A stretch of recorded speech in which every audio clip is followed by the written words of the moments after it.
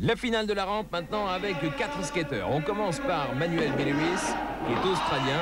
Mais le problème, c'est qu'après une journée pratiquement de compétition, les riders sont épuisés. Rebondir d'un sommet à l'autre de la rampe, ça tue, sans parler de la prise de risque. Belleris est crevé, et il va terminer 4e.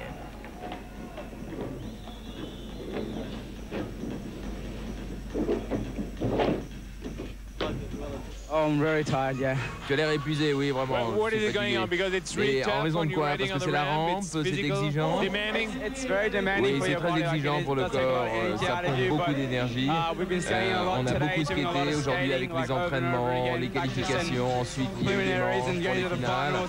Avec ensuite des runs de plus en plus longs. Donc ça fait beaucoup de temps. Et je pense que tout le monde est très fatigué ce soir. Jean-Jean Chamet, lui, vient de Belgique et malgré les soucis qu'il peut avoir à l'entraînement chez lui, eh bien, il tient le rythme sur cette finale infernale.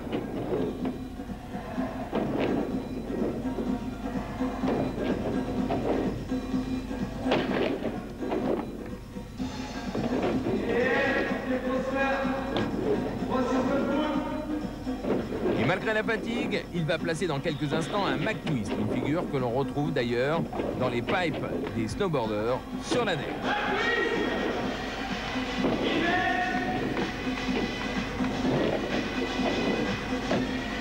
Ça aussi, ça n'a l'air de rien, mais faire couiner les roues sur le coping de la rampe, c'est tout un art. Il finit 3e et sera d'ailleurs un des rares à finir sa série jusqu'au bout des 50 secondes de temps réglementaire.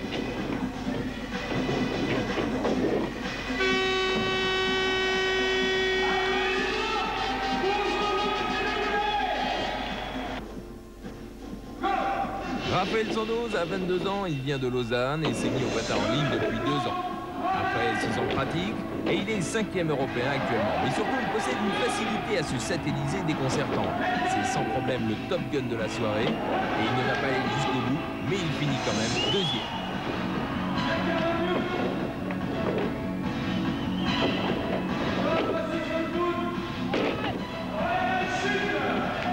Toi, tu es certainement un de ceux qui montent le plus haut. Quel est ton secret pour envoyer si haut là? Je sais pas, il faut vraiment de la power et beaucoup de précision pour sortir et atterrir. Il faut la précision, au maximum de précision. Il y a une grosse prise de risque là? Non, pas trop.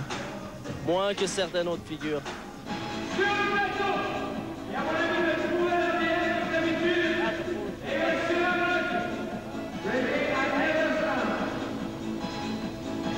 René Hulgren, le Danois, est au départ.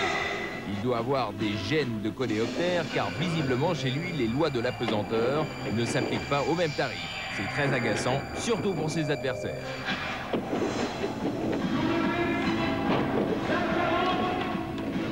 Chez ce Danois qui allie d'une difficulté à la seconde, le plus étonnant c'est sa résistance dans un sport où la condition physique est encore, disons, très empirique.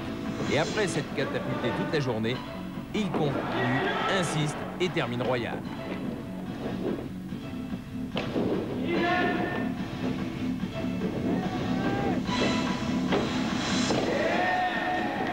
Bon, ok, il va s'offrir une petite pause, mais il sait qu'il a déjà gagné.